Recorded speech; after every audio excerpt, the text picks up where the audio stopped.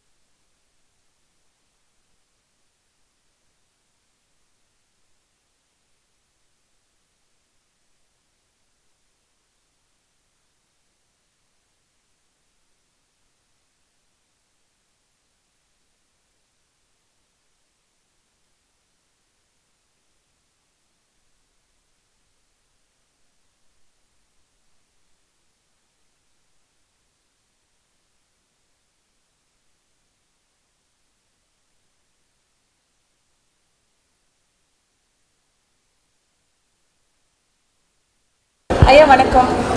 நாங்கள் மருதா டிவியிலேருந்து வரோம். நல்ல வணக்கம். அருணாச்சல குருக்கள், திருப்போரூர். திருப்போரூர்லேருந்து முருகர் கோயிலேருந்து இப்போது சுவாமி வந்து பேசுகிறாரு. சார், சுவாமி இந்த கோவில் பற்றி விசேஷங்கள் சொல்கிறாங்க மக்கள். வெற்றிவேல் முருகனுக்கு அரோகரா. காலமறிவான் கருணை புரிவான் கந்தபெருமான். செங்கல்பட்டு மாவட்டம் திருப்போரூர் வட்டம் அருள்மிகு கந்தசாமி திருக்கோயில். மூலவர் சுயம்பு மூர்த்தியாக இங்கு முருகன், வள்ளி, தேவயானை ஆகிய 3 மூர்த்தங்களாக சுயம்பு மூர்த்தியாக தீண்டா திருமேனி என்பது மூலவருக்கு அபிஷேக ஆராதனைகள் கிடையாது. கீழே மூலவர்கள் கருவறையில் உள்ள சிறிய மூர்த்தமான அபிஷேக மூர்த்தங்களுக்கு 4 கால பூஜை நடைபெறும். இவ்வாலயத்திலே செவ்வாய்க்கு அதிபதி முருகன் பரிகாரத்தலம், திருமண தடை, புத்திரபாக்கியம், வழக்கு, வியாபாரம் போன்ற சகல விதமான தடைகளும் நீங்குவதற்காக பிரதி செவ்வாய்க்கிழமை தோறும் பல்லாயிரக்கணக்கான மக்கள் இவ்வாலயத்திற்கு வருகை தந்து கொடிமரத்தின் முன்பு தீபம் ஏற்றி முருகனை வழிபட்டு செல்கின்றனர். கடந்த 2-3 ஆண்டுகளாகவே செவ்வாய்க்கிழமை தோறும் செவ்வாய் உரையில் விளக்கேற்றி வழிபடும் என்பது ஒரு புதிய நடைமுறையாக இவ்வாலயத்தில் நடைபெற்று வருகின்றது. இங்கு வேண்டி வரும் பக்தர்களுக்கு அனைத்து விதமான காரியங்களும் நிறைவேறி சகல நன்மைகளும் முருகப்பெருமான் அளித்து வருவதால் பல்லாயிரக்கணக்கு வாரம் பிரதி வாரமும் பல்லாயிரக்கணக்கான அதிகரித்து கொண்டே உள்ளது. இவ்வாலயத்தில் முருகப்பெருமானை வழிபட்டு எல்லா விதமான இன்பங்களையும் பெறும்படி கேட்டுக்கொள்கிறோம்.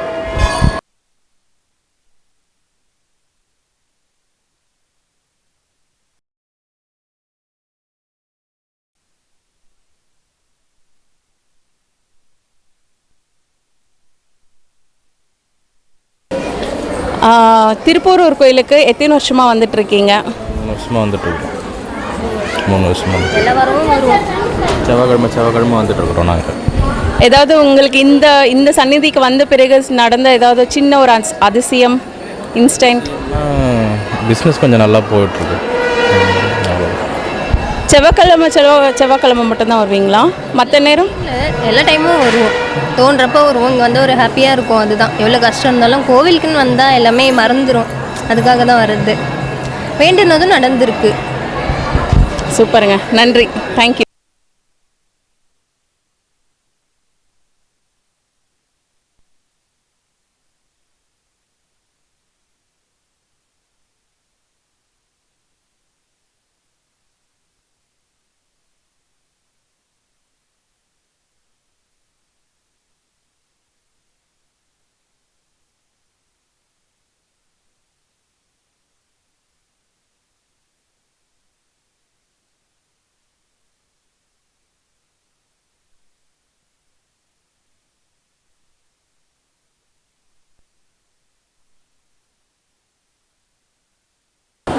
எத்தனை வருஷமாக வந்துட்டு இருக்கீங்க? இது எனக்கு புதுச்சேரியிலேருந்து வந்துட்டுருக்கேன். 20-30 வருஷமாக வந்துருக்கேன். எப்படி இருக்குது இந்த கோயிலில்? உங்களுக்கு அனுபவத்தை நீங்கள் சொன்னீங்கன்னா போடுவோம். முருகரை நம்பி வணங்குறவங்களுக்கு நல்லது நடக்குது. அவர் மேலே பற்று பாசம் அதிகமாக இருக்கணும். ஒழுங்கான முறையில் விரதத்தை கடைப்பிடிக்கணும். அறுபடை வெடிக்கு நாங்கள் குருசாமியாக இருக்கோம். 30 வருஷமாக போயிட்டுருக்கோம். முருகரை வணங்கினா அவர் குறையவே இருக்கார். நல்ல அனுபவசாலிங்க. முருகரை நல்லா வணங்குவாங்க, நல்லா இது பண்ணுவாங்க. செவ்வாய்க்கிழமை ரொம்ப விசேஷம். செவ்வாய்க்கிழமையில் துராகரையில் இந்த 5 வெத்தலை வச்சு விளக்கு ஏற்றி அம்மா முருகனுடைய இதுவை ஏற்றுக்குவாங்க. அவரும் வந்து ஜனங்களுக்கு நல்லதை செஞ்சு கொடுக்குறாரு. நன்றி ஐயா. கோயில் வந்து பார்த்திங்கன்னா நுழையும் போதே பார்த்திங்கன்னா மிகப்பெரிய ஒரு தெப்பக்குளம் இருக்கும். இந்த தெப்பக்குளம் வந்து பார்க்குறதுக்கு அழகாகவும், அதே டயத்தில் இந்த சன் லைட்டு எப்படி ஓப்பன் ஆகும் போதும் அதே மாதிரி சன்ரைஸுக்கும் சன்செட்டுக்கும் செம்மையாக இருக்கும். பார்க்கும்போது நேச்சுரலாகவும் இருக்கும். அதே மாதிரி இங்கே இருக்க மக்கள் வந்து பெரும்பாலும் கோயிலுக்கு வர்றவங்க இங்கே காலெலாம் கழுவிட்டு அதுக்கப்புறம் தீர்த்தமாக வந்து இந்த குளத்தை பயன்படுத்துகிறாங்க. இது மட்டும் இல்லாமல் பொரியெல்லாம் வாங்கி இந்த குளத்தில் போடுறாங்க. என்னன்னு கேட்டோம் அப்படின்னா மேக்ஸிமம் மீன்கள் இருக்கும், மீன்களுக்கு போடுறதான் கணக்கு. ஆனால் இன்னும் சில பேர் என்ன சொல்கிறாங்க அப்படின்னு பார்த்தீங்கன்னா அன்னதானம் அப்படின்ற ஒரு விஷயம். நம்மளால் அதாவது பெரிய பொருட்செலவில் அன்னதானம் கொடுக்க முடியாது. அதே டயத்தில் பார்த்திங்கன்னா இந்த ஒரு பொரியை வாங்கி போட்டோம் அப்படின்னா ஒரு 10 ரூபாய்க்கு பொரி வாங்கினோம்னா கிட்டத்தட்ட ஒரு 100 மீன்கள் இல்லை ஒரு 500 மீன்கள் இல்லை ஒரு 1000 மீன்கள், அது கணக்கு சொல்ல முடியாது, நம்ம எண்ணி பார்க்கவும் முடியாது. ஸோ அந்த வகையில் இது ஒரு அன்னதானமாக நினச்சி கூட வேண்டுதலாகவும் நினச்சி கூட அவங்க போடுறாங்க. ஸோ இந்த தெப்பக்குளத்தோட ஸ்பெஷல் என்னென்னா இந்த கோயிலில் மட்டும் இல்லை, எல்லா கோயிலும் வந்து நீங்கள் பொரி வாங்கி போடலாம். அதுவும் அன்னதானமாக நினச்சிக்கிட்டு அது வாங்கி போடலாம். உங்களால் அன்னதானங்கிறது ரொம்ப முக்கியமானது. உங்களுடைய பாவ புண்ணியங்களை கணக்கில் சேர்க்கறது இந்த அன்னதானம் தான். ஸோ நிச்சயமாக வந்தீங்கன்னா நீங்கள் ட்ரை பண்ணி பாருங்கள்.